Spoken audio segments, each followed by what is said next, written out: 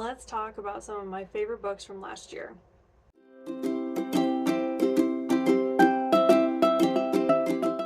Hi, hello, and welcome back to my channel. My name is Alex, and today is part 2 of 5-star reads from 2023.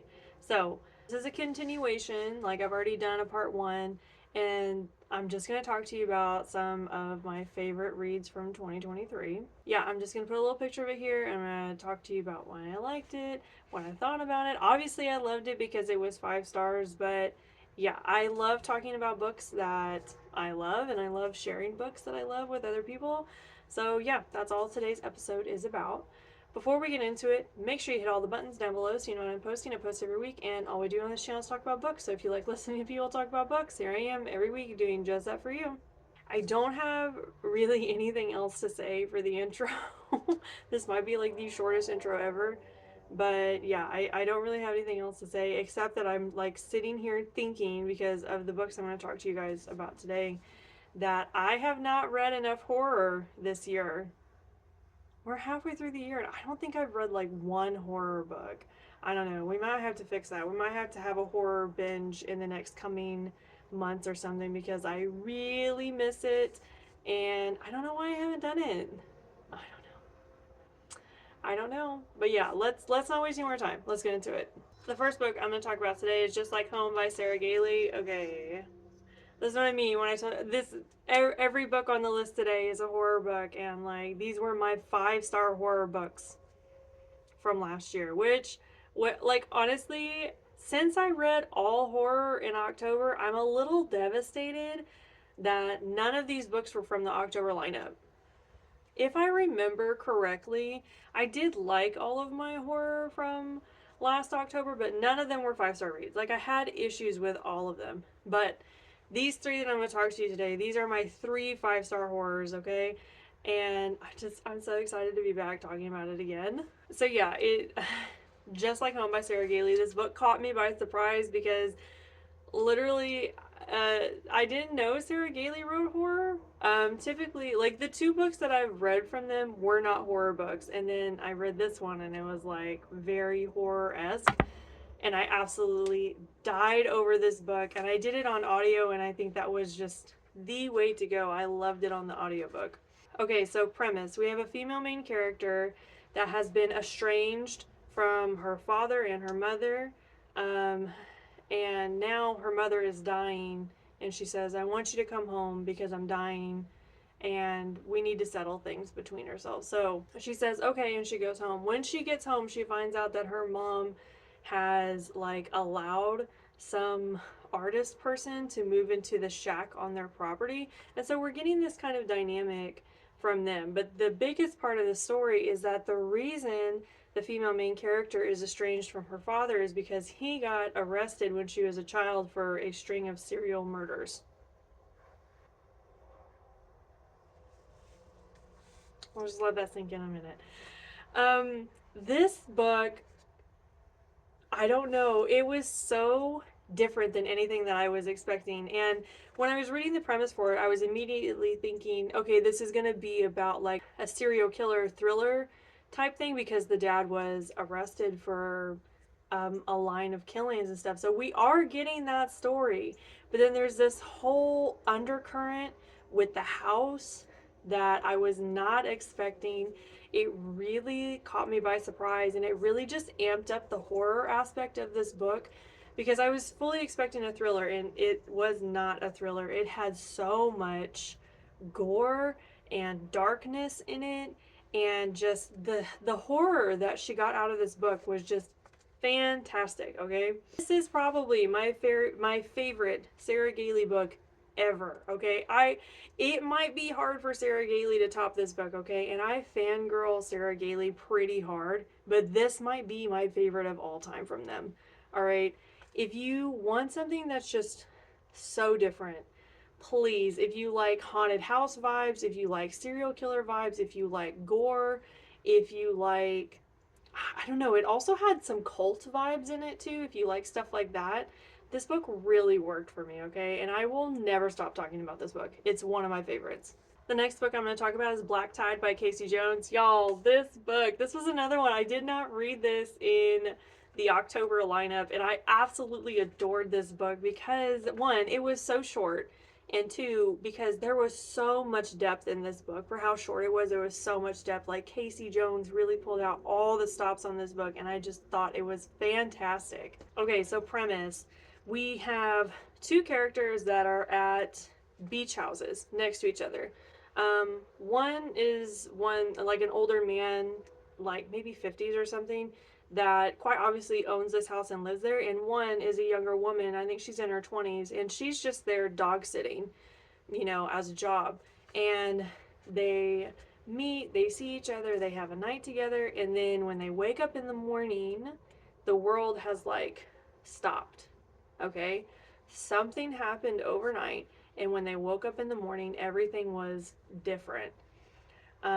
They find themselves on a secluded area of the beach, not near their houses, and everything starts to like unravel. There's screaming, there's people dying, and they can't see, literally can't see what's going on.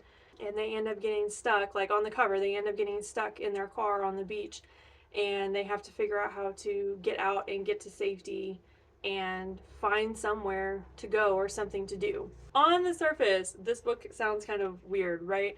But the reviews are so solid for this book. I absolutely loved it. This had such an interesting mix because it was definitely horror, but it had some sci-fi elements in it that I thought were incredibly well done. We also have some like time slippage things, which, that falls into science fiction. And then just the gore writing for this, phenomenal. And also just the depth, like I said earlier, the depth of this book that Casey Jones was able to get, like how connected to these characters I felt was just wow. All right, I felt immediately drawn to both these people. They each have their own set of issues that they're dealing with, this trauma that they're holding on to. And for Casey Jones to get into that so like accurately in such a small space, to me was incredible. I felt like I knew these people down to their very beings in such a short amount of time, and I just absolutely fell in love with both of them for very different reasons. And I loved them both on the page together. Like, they had a really great chemistry on the page. Someone in the reviews said this was like A Quiet Place mixed with Cujo. Yes. Okay. And don't let the Cujo thing throw you off. Like, there's not like wild wolves or anything in this book. But yeah, it really was giving those vibes. And like, I don't know, the science fiction aspect of it, like the way that Casey Jones built this world out and built this overnight apocalypse, was just amazingly well done. And he left it open for a sequel. Will he write a sequel? I don't know. Like, can you read this on its own though? Yes, it does have a very nice conclusion to it, and I really enjoyed it. But I think if he is going to write a sequel, I wouldn't be disappointed. Like, there would be room for that. So yeah, this one is another one that's just, it's so different. Like, the concept was so cool to me, and I loved every second of it. Okay, this is the last one for today. It's Bad Cree by Jessica Johns. I loved this book too. And I did this one on audio, and the audiobook really delivers for this. The reason I wanted to read this book is because it was kind of giving me the same vibes as Stephen Graham Jones, which, if you don't know, I fangirl Stephen Graham Jones pretty hard too. And so this is another Indigenous horror writer. And so I was really interested in reading it to see if other Indigenous horror writers could stack up to Stephen Graham Jones. And yes, I will say that this did stack up, and I really liked this because it had the same vibe, but just like in a completely different direction, and I loved that. So, premise, we have a young Indigenous woman that has moved away from her family, and the reason that she has moved away is because when she was younger, her sister died very tragically, and she decided she didn't want to be at home anymore. She didn't want to live on the reservation, she didn't want to live around her family, etc. So she moved away. Close to the anniversary of her sister's death, she starts having these really bad nightmares. And in the latest nightmare, she's actually able to bring something back from the nightmare world into her world. And at this point, she thinks, I have to go home. I have to get answers from my family. I need help. So she ends up going home. And in the process of this, the family, they sort of unfold these events around the sister's death, and there's a lot of time travel aspects, there's a lot of cultural aspects in this book, and it ends up being such a bigger thing than they were expecting, and they have to make sure that none of them get sucked into this other world or lost or killed, and they have to make sure they can separate the nightmares from this girl. So, was this edge of your seat, scary, high horror? No, it was not edge of your seat, high horror. Nothing like that. This was super cool. It had a lot of really cool elements, a lot of, I would say, almost like medicine women elements in it that I really loved. One of the things I absolutely loved about this book is there was no men in it. I didn't realize it until I got to the end, but I don't think there's one man in this book. It is an entire cast of women. And I feel like the reason they did that is because they spend a lot of time in the past and everything, like talking about their childhood and growing up. And one of the really cool things about this book is usually when you read Indigenous books about in historical stuff, it's a lot of generational trauma, right? And you don't see people actively trying to disengage from that trauma. There's a lot of healing in Indigenous fiction books in general.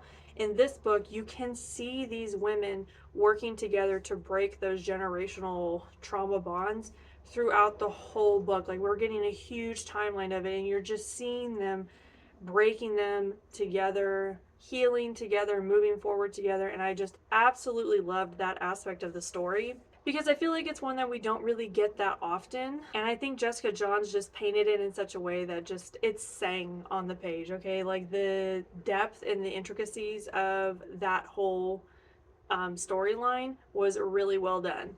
The horror aspect was well done. I was expecting a little more horror, but because we got so much of the other stuff in this book, it made me love it even more.